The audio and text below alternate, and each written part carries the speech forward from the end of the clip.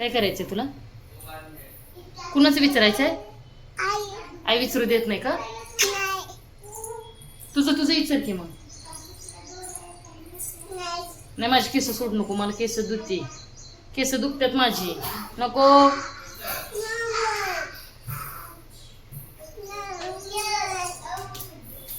हाय सगळ्यांना दंडवत प्रणाम. ए नको नको नको नको नको. सकाळ सकाळ आमची बघितलं काही नको ग बसायला, नको मला नाश्ता बनवायचा, बाबा मारतीला आल्यावर राहिलं नको. समोसा बनवण्यासाठी इथं मी 2 ते 2.5 वाटी मैदा घेतलाय, त्याच्यामध्ये अर्धा चमचा ओवा घालायचा. जर ते काळे तीळ असतं ते वापरले तरी सुद्धा चालतील, माझ्याकडे नाहीयेत.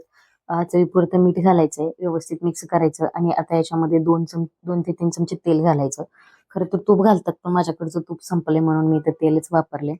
तेल व्यवस्थित पिठाला मिक्स करून घ्यायचं, जेणेकरून मैदा जो आहे तर तो अशी पूर्ण त्याची मूठ वळली पाहिजे, अशा पद्धतीचं. छान मिक्स करून घेतल्यानंतर थोडं थोडं नॉर्मल म्हणजे रूम टेम्परेचरचं आपलं पाणी असतं ते पाणी घालून एकदम जितका घट्टसर करता येईल तितका घट्टसर या पिठाचा गोळा तयार करून ठेवायचा. काय खायचं तुम्हाला? समोसा. काय बनवती बाबू आई? मोशन आहे समोसा. जाऊ कोण आले बघा. दिदे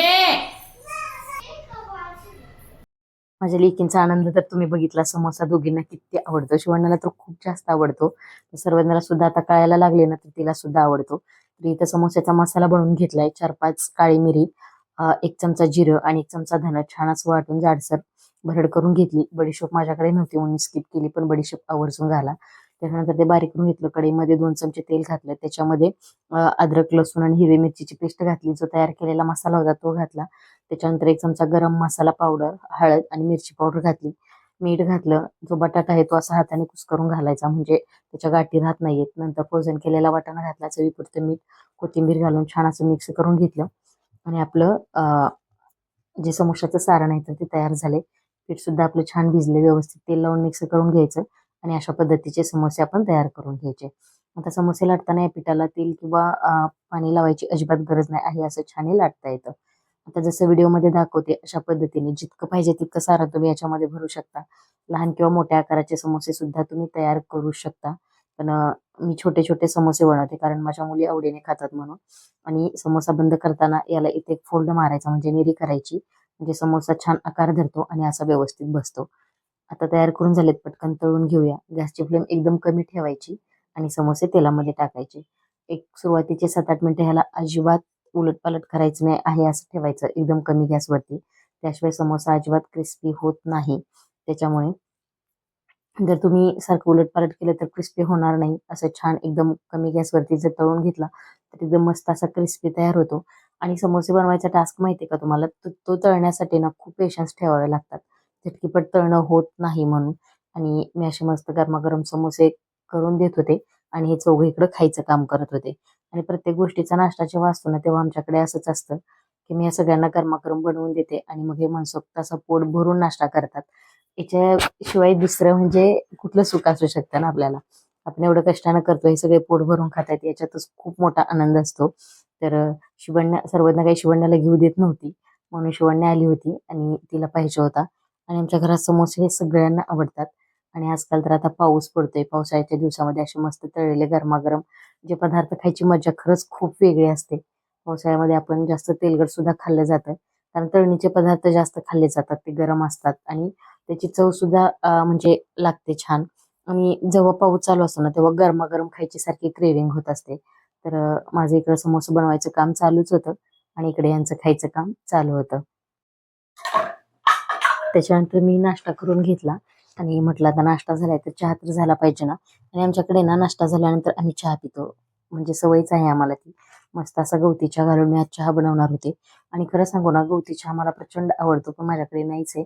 आज मी त्याचं रोप लावणार आहे. आमच्या समोरच्या ज्या ताई राहतात त्यांनी मला दिलं होतं आणि गवती चहा सुद्धा त्यांनीच दिला होता, म्हणजे आवडतो म्हणून त्या प्रत्येक वेळी देत असतात कट केला की. तर मस्त असं आम्ही सगळ्यांनी बसून चहा एन्जॉय केला. त्याच्यानंतर यांची मस्ती बघा कशी चालू आहे. आणि हा असतो सुट्टी दिवशीचा थोडाफार फॅमिली टाइम. सर्वज्ञाला पण चहा दूध प्यायचं होतं म्हणून ती घेऊन बसली होती.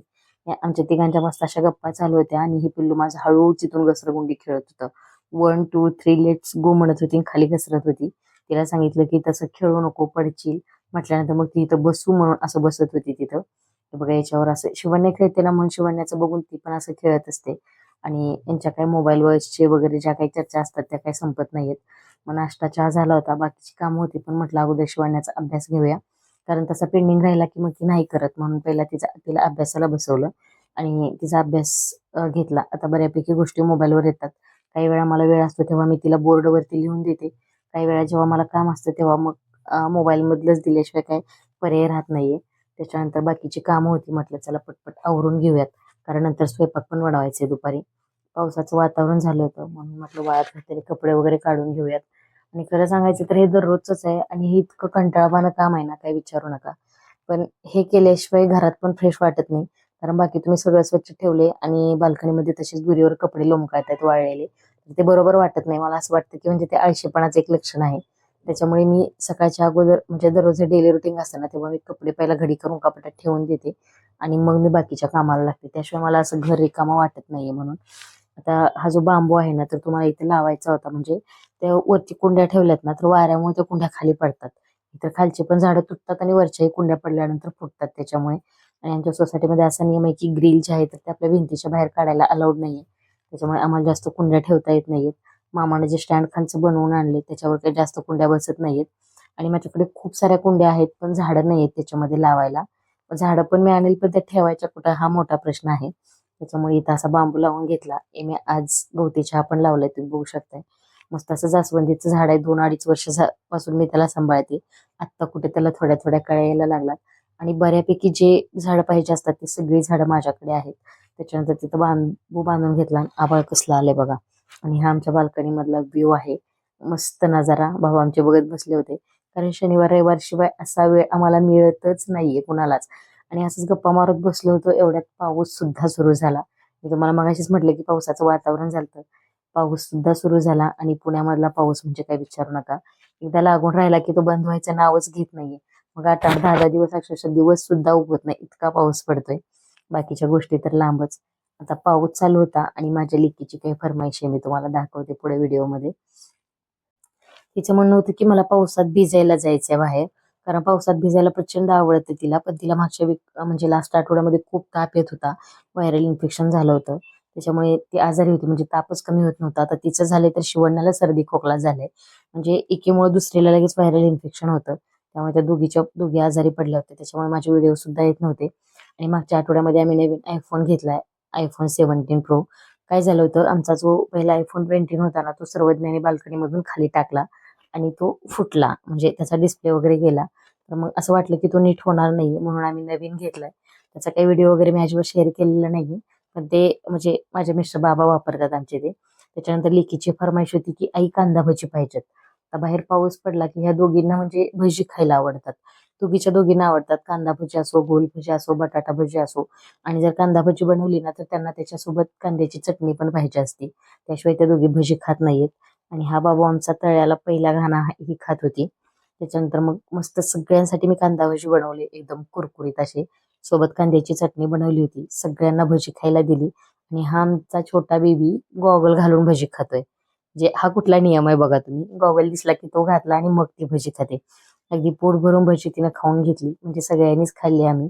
आणि मग त्याच्यानंतर बनवायचा होता मला स्वयंपाक. आता म्हटलं भजी खाल्ल्यात, दुपारी 2-2:30 वाजल्या होत्या, पाऊस येत होता. मी म्हणलं आता किती भूक आहे, तेव्हा बाबांना म्हणले की आज मी मसाले भात बनवते आणि मग मस्त असा गरमागरम मसाले भात खाऊया. तर हे बघा असं दिसतंय पिल्लू माझं. थोडासा कमी झाला होता. मग बाबांचं काम होतं म्हणून बाबा सर्वज्ञाला घेऊन बाहेर गेले. आणि ओंकारला म्हणलं माझ्या हातचं खायचं मला खूप कंटाळा आलाय.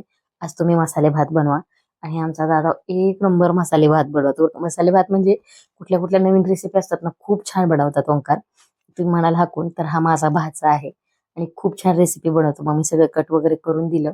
आणि ओंकार दादाने मस्त असा त्याच्या स्टाईलने मसाले भात बनवला. त्याला 2-3 प्रकारचे मसाले भात येतात, पण सिंपल पद्धतीचा त्याने बनवला होता. कारण वीकेंड आहे, बऱ्यापैकी भाज्या सुद्धा संपलेल्या आहेत माझ्या.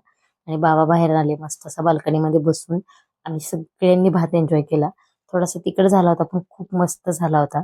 आणि मला पहिल्या घासाला मसाल्याचा गट्टू लागला होता, त्याच्यामुळे इतकं भयानक तिखट लागलं. कारण आमचा जो सोलापुरी काळा मसाला असतो ना, की तो त्याच्यामध्ये टाकला होता आणि त्याची जी गट्टू आहे ना, तर गाठ तशीच म्हणजे मला लागली मसाल्यामध्ये, त्याच्यामुळे मला भयानक तिखट लागत होतं. पण भात मात्र एक नंबर झाला होता, खूप छान. आणि भात खाल्ला होता. त्याच्यानंतर मग आम्ही चहा केला आणि चहा सुद्धा आम्ही सगळ्यांनी मस्त बसून बाल्कनीमध्ये एन्जॉय केला. खरं सांगायचं तर सुट्टी ही घरातले जे बाहेर ऑफिसला जातात त्यांना असती. जे घरी बसून काम करतात किंवा हाऊस वाईफ असतात त्यांना कधीच सुट्टी नसते. उलट सुट्टीच्या दिवशी त्यांचं काम डबल असतं. आता आजचा दिवसभराचं मी रुटीन तुमच्यासोबत शेअर केले. तुम्हाला कळत असेल की दिवसभर माझा जास्त वेळ किचनमध्येच गेलेला आहे. त्याच्यानंतर मी चालली होती बाहेर, आता पार्लरसाठी जायचं होतं मला. गेली तर लाईट नव्हती म्हणून परत तिथून रिटर्न आले. म्हटलं आता पाऊस नाहीये, आपण बाहेर जाऊया. कारण तुम्हाला कालच्या व्हिडिओमध्ये मी शेअर केलेलं की शिवण्याचं कानातलं हरवलंय म्हणून. तर तिला कानातलं आणायचं होतं म्हणून आम्ही निघालो होतो. तर परत पाऊस आला म्हणून पार्किंगमध्ये थांबलो. थोडा पाऊस उघडल्यानंतर परत आम्ही गेलो आणि सोनाराकडे सोनं इतकं महाग आहे तरी सुद्धा इतकी प्रचंड गर्दी. आता हिच्यासाठी आम्ही ते पहिलं तुटलेलं होतं ते मोडलं आणि मग त्याच्यानंतर हिला दुसरं कानातलं घेतलं की जे गुंड टाईप असतात ते. तर हे बघा, हे असं छोटंसं कानातलं हिला घेतलंय जेणेकरून कशामध्ये अडकणार नाहीये. मी पहिलंवालं जे तिचं होतं ना, तर ते खूप म्हणजे ती 1 वर्षाची पण नव्हती तेव्हा तिच्या कानात घातलेलं आणि ते असं रिंगा टाईप होतं. म्हणजे असं लोंबकळतं होतं ते. तर मी तिला आता असे गुंड घेतले छोटे छोटे, जेणेकरून ते कशात अडकणार नाहीयेत. तसं तर स्कूलमध्ये कानातलं वगैरे अलाउड नाहीये, पण ती लहान आहे आणि तिच्या कानात काहीच नाही घातलं तर तिच्या कानाची जी होलं आहेत तर ते बुजून जातील ना. मग नंतर परत टोचावं लागेल म्हणून म्हटलं जाऊ दे घेऊया. आणि जे डुप्लिकेट असतं ते घातलं तर तिला उठतं, म्हणजे ते कानातलं जे आहे ना ते खाज सुटते त्याच्याने. मला सुद्धा सेम तसंच होतं आणि तिला सुद्धा होतं. आणि कानातलं शिवण्याला खूप छान दिसत होतं बरं का. तर सर्वज्ञाचा असा गोंधळ चालू होता की दीदीसारखं कानातलं मला सुद्धा पाहिजे म्हणून. आणि तिला दीदीसारखं कानातलं पाहिजे होतं. मग मामाचा फोन आलता तेवढ्यात. तिला म्हणलं की मामा तुला कानातलं घेऊन येतोय असं सेम. तर तेव्हा कुठे ती शांत बसली. जेवण वगैरे झालं आणि हा कृष्णादादा मस्त असं ब्रह्मकमळ घेऊन आला होता. तर माझ्याकडे त्याचं झाड नाही, म्हणजे ते येतच नाहीये, वाढतच नाही. मी बऱ्याच वेळा लावलं होतं, माहित नाहीये. आणि हे ब्रह्मकमळ बघितल्यानंतर इतकं मनाला फ्रेश आणि प्रसन्न वाटत होतं. म्हटलं आजचा दिवस खूप छान गेलाय. आणि संध्याकाळच्या वेळी मस्त असं देवाला ब्रह्मकमळ ठेवलं. आता सकाळपासूनच आमच्याकडे लाईटचा प्रॉब्लेम आहे. आता संध्याकाळ झाली तरी सुद्धा लाईट गेलेली आहे आणि लाईट सारखी ये जा करते. त्याच्यामुळे हा व्हिडिओ मी अंधारात शूट केलाय. आणि देवाला ब्रह्मकमळ ठेवल्यानंतर देव सुद्धा किती सुंदर दिसत होते, म्हणजे एकदम असं प्रसन्न वाटत होतं लाईट नसून सुद्धा. तर असा होता माझा आजचा शनिवारचा सुट्टीचा दिवस. तर व्हिडिओ तुम्हाला कसा वाटला हे मला नक्की कमेंट करून सांगा. आणि तुम्हाला जर माझे असेच फॅमिली ब्लॉग आवडत असतील तर नक्की आपल्या चॅनलला सबस्क्राईब करा. धन्यवाद.